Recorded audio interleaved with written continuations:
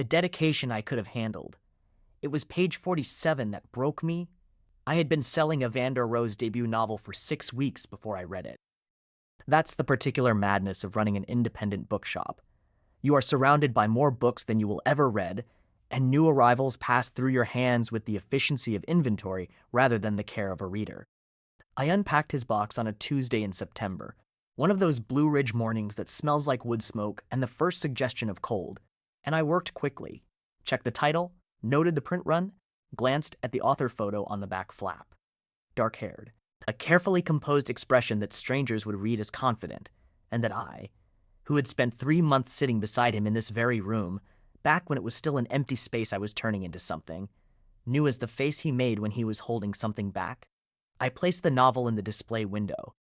I sold 23 copies in the first 2 weeks without reading a word. My assistant Maya left her personal copy on my desk with a post-it that said, "You should really read this one, Hollis," and I moved it to my to-read stack, which, in a bookshop owner's life, is a stack that grows taller in both directions and resolves nothing. I recommended the book to customers anyway, told them it was precise, that it felt like someone had found a word for something they'd been carrying without a name. I said that without having read it. I said it because I had looked at the first page in the stockroom and understood, immediately and without being able to explain why, that it was the kind of book I meant. I did not read it until October. A Thursday night, the shop closed and dark, except for the reading lamp in the fiction alcove, the Blue Ridge outside holding on to the last of its color before the cold came in for real. I sat down in the amber chair, the old leather armchair that had been there since before I opened, the one I refused to sell no matter how many customers made an offer. And I started at page 1. I was fine through the first 46 pages. Page 47 begins with a description of a chair. The leather was amber, not quite orange and not quite gold, worn soft at the arms from years of afternoons and the particular pressure of 2 people sharing a space built for one. There was a crack along the left armrest. He had mapped it with his thumb more than once in the good months. The months when touching something that belonged to the man beside him felt like the most honest thing he had ever allowed himself to do. I set the book in my lap. I ran my thumb along the left armrest. The crack was there, exactly where it had always been, exactly where I had found it myself, years ago. In a month, I had spent a considerable amount of energy filing under resolved. I had sold 31 copies of this book. I had put it in the window. I had recommended it personally to strangers with genuine warmth. And I had done all of this without reading page 47, because the man described in chapter 6 was me, and the man who wrote it was Evander Rowe, who had left Asheville 5 years ago for a writing fellowship in Edinburgh, and simply, thoroughly, completely, never come back. I sat in the amber chair for a long time after that. The shop was dark except for the lamp. Outside, the tourists were photographing the October hills the way they always do, bronze and amber and every shade the light makes when it's deciding to leave. And I held the book in both hands and understood, with the particular sick clarity of something you've been avoiding knowing, exactly what I had been doing for 6 weeks. I had not read past page 47. I did not need to. The next morning, I called Maya before she arrived.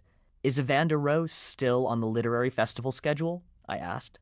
"The Friday reading, the one we're hosting?" "Yes," she said. "He confirmed last week. His publicist was very organized about it. Are you okay? You sound strange." "I'm in the parking lot," I said. "I needed air. It's 42 degrees, Hollis." "I'm aware." I stood in the parking lot in the October cold and thought about the 3 things I could reasonably do. I could cancel. A polished email to the publicist, a conflict, a scheduling issue, any story that would hold. I could be professional, host the event, manage the schedule, be the version of myself that had spent 5 years becoming someone who did not require Evander Rowe to explain anything to anyone, least of all to him. Or I could stop choosing a version of myself and figure out what I actually wanted. I chose option 2. I chose it firmly and without drama. I drove to the shop, brewed the first pot of coffee, and put his novel back in the window display. He arrived Thursday. A day early, he didn't come through the front door like a man on a tour schedule. He came through it like someone uncertain the door would open. One hand on the frame first, then the rest of him, slow and careful. I was mid-sentence with a customer about local author placement when I heard the bell above the door, looked up, and there he was. 5 years does something to a person. Not damage necessarily, but accumulation, like a room that's been lived in long enough that the furniture has found its final positions. Evander was 30 now, and it showed the way it shows on some people. Not as age so much as settling, like he had finally grown comfortable inside his own shape. He was wearing a dark jacket and carrying a canvas bag over one shoulder, and he was looking at my bookshop the way you look at something you have been holding in your memory for a long time, testing the real thing against what you kept. His eyes found mine across the room. I kept talking about the author table. I finished the sentence I was in, helped the customer, and made myself stay present until the transaction was complete. It took approximately the rest of my life. When the customer finally left, I turned back to the register. Evander had moved to the display table. He was holding his own novel, turning it over to read the back. "I didn't know you were the one hosting," he said, without looking up. "I didn't know you were coming until you were already on the flyer," I said. He set the book down. He looked at me, steady, a little careful, the editing visible behind his eyes. "You look good," he said. "You wrote a book," I said. We stood in the October light coming through the front windows, the mountains bronze outside, and I did not say the other things that were stacked at the back of my teeth, because I had made a choice and I was holding it. He left without buying anything. He came back Friday morning for the reading, as scheduled, but that was not the thing I was going to remember about any of this. The reading was at 7. Maya had strung warm lights in the fiction alcove and arranged 30 chairs in careful rows, and by 6:45 every seat was full. Evander arrived at 10:02 with his editor and his publicist, both of whom had the attentive energy of people managing something valuable and knowing it. He was different in front of a room, not performed exactly but composed. Present in the particular way that some people are present, which is the same as saying that when he spoke, you stopped thinking about yourself. He thanked the audience. He talked briefly about the book. He said he had written it in Edinburgh in the space of 3 months, and that he hadn't fully understood what he'd written until the first galley proof came back, and he read it through on a transatlantic flight and realized he had been writing about something else the entire time. The audience laughed. I did not laugh. He opened to a page. I knew, before he found it, before he cleared his throat, which page he was going to read. I knew because I had taken the book home after that Thursday night and read it twice more, start to finish. In the particular way you read something when you are trying to understand how you missed it the first time. I had the amber chair passage memorized in the way you memorize things you are not trying to memorize, which is to say completely and permanently and without meaning to. He read it. Every word. The afternoons, the armrest, the crack in the leather, the 2 people in a space built for one. He read it in a quiet, even voice, and the room went very still around him, and someone in the 3rd row pressed their palm flat against their sternum the way people do when something reaches somewhere they weren't guarding. I stood at the back of the room with my arms crossed and my water glass in my hand, and I did not move, because moving would have been an admission, and I was still, technically, holding to option 2.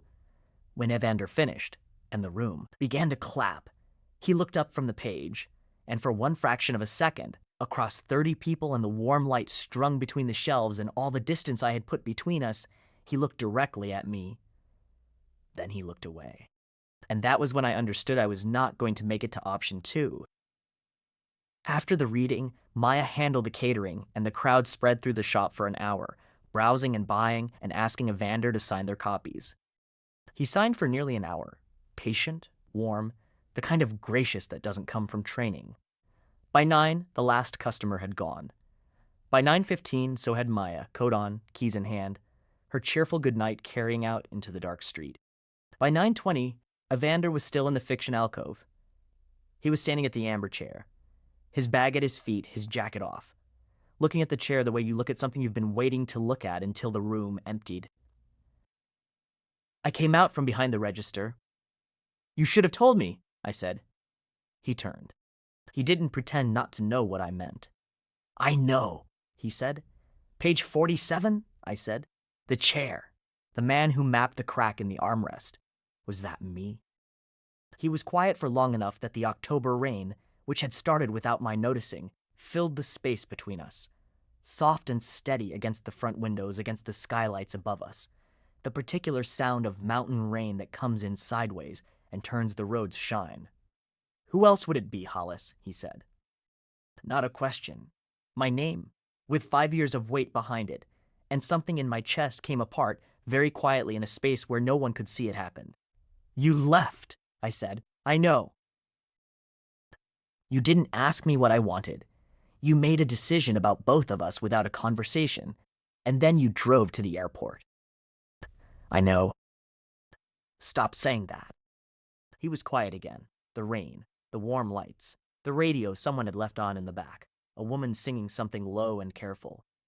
"I was scared," he said. Here is what I had not expected, that the explanation would be that clean. He sat down in the amber chair. "Without asking, without hesitating, the way your body sits somewhere it still remembers as safe. That ease of it, that particular remembered comfort, hit me somewhere I hadn't been guarding." "I thought I was protecting us," he said. "I was 25. I had a fellowship nobody expected me to get. I thought that staying, trying to hold on to something that was still so new, would ruin it. That you'd spend all that time waiting for me and I'd spend all of it feeling like an anchor. I thought leaving clean was the kinder version." "It wasn't," I said. "No," he agreed. "It wasn't. You could have asked me to come with you. You could have said I'm not ready and asked me to wait. You could have done 40 different things that were not just—" I stopped. The sentence didn't have a clean ending. "You just left, Evander." "I know. And the reason I didn't do those things wasn't strategy. It was cowardice. I was afraid of how much it mattered, and I left before it could go wrong on its own." He looked at his hands. "That was wrong. I knew it then. I made a decision that belonged to both of us."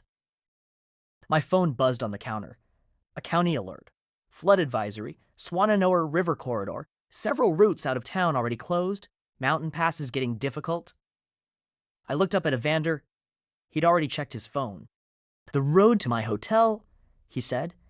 "There's a cot in the back room," I said. "It's not comfortable." "You told me that when you brought it in," he said. "I helped you carry it up the stairs." That was true. He had. I had filed it carefully in the category of things I did not take out and look at.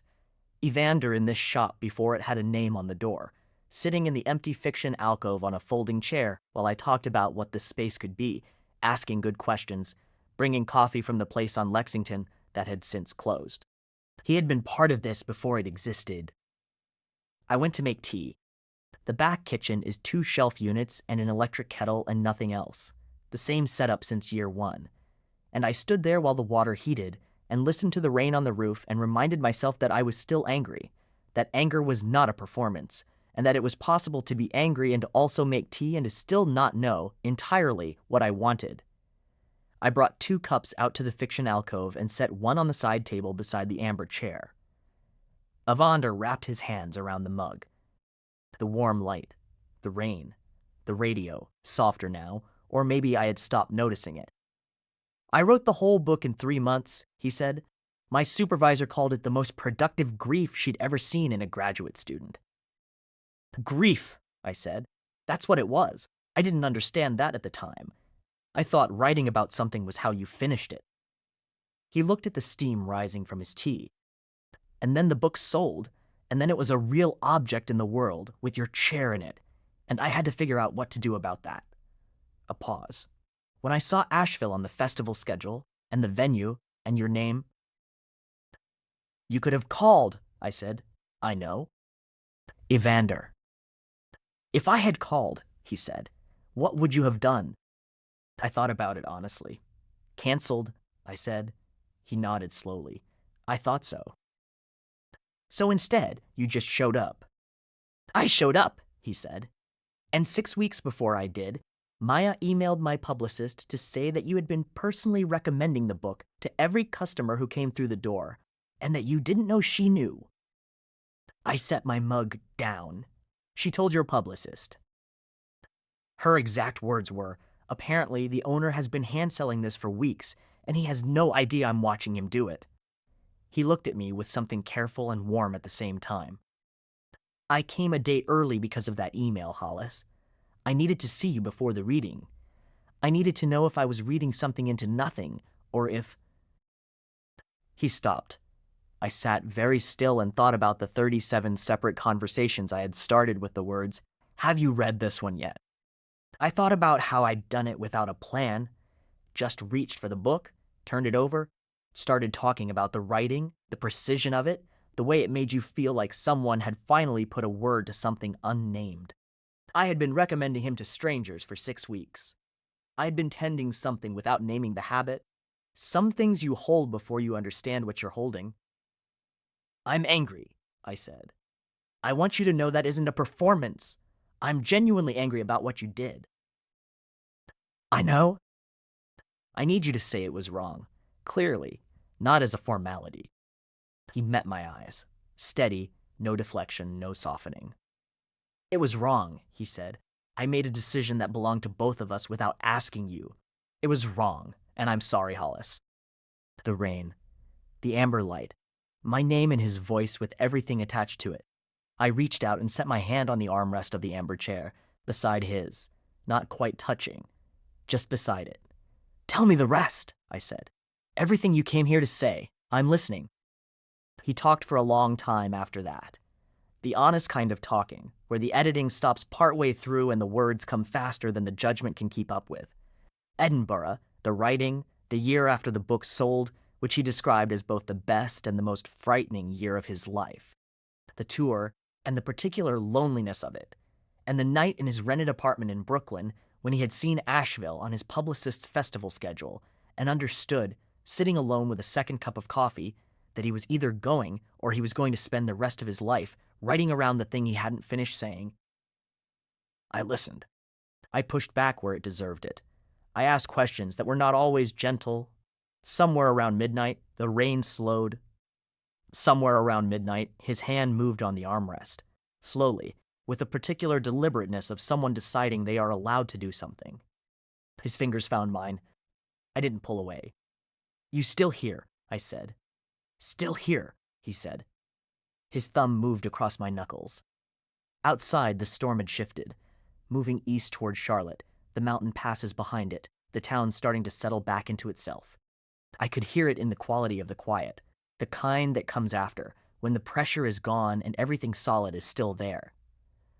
I thought about anger, and I thought about the 5 years I had spent in this town, not waiting, not pretending, but genuinely living, building something I was proud of, finding out who I was without anyone else's hand in the equation.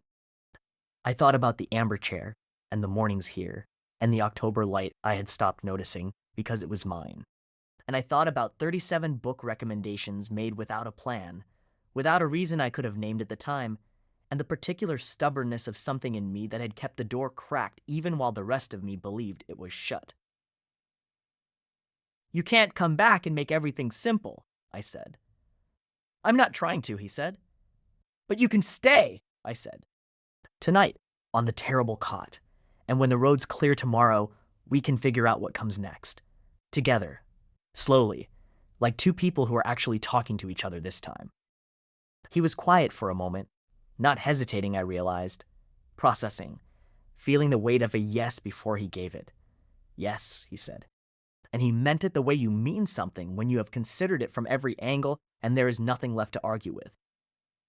Outside, the Blue Ridge held Asheville in its hands the way it always does, enormous and steady and indifferent to human timing, holding the same valley it has been holding for longer than anyone has needed it to. The town lights were coming back on one by one below us, amber and white through the rain-wet glass, and through the front window I could see the shapes of the mountains beginning to separate from the sky as the clouds moved through and the night found its original color again. His hand warm in mine, the amber chair between us, the bookshop quiet and lit and mine, ours, for this particular night, in this particular storm, in the mountain town I had chosen to stay in and that he had written about without being able to let go. I did not move. I let the quiet settle the way it does when something has been resolved not loudly but truthfully, the way most real things resolve. Through the window, the hills were coming back into themselves, bronze and amber and dark against the clearing sky, and the valley below still blinking on, and the mountains huge and patient and saying nothing, because the mountains never say anything, they just stay. That is the moment I want to carry out of everything that happened that week. Not the reading, not the rain, not the long, honest conversation in the dark, though I will carry all of it, every word, every silence, every place where we pushed and held and finally let something through. I want to carry this. The window, the mountains, the lights of the town finding themselves again one by one, and his hand in mine in the chair I kept without knowing why I was keeping it. Some doors you hold open before you understand what you're doing. And sometimes, not always, but sometimes, the person finds their way back through. If this story stayed with you, I'd love it if you'd stay with us a little longer. We're a small channel working toward our first 1,000 subscribers, and every listen, every share, every comment is what keeps this bookshop of ours lit. Which moment landed for you? Page 47, the reading out loud, or the hand at midnight? Tell us in the comments, and if you're not subscribed yet, hitting that button would mean everything.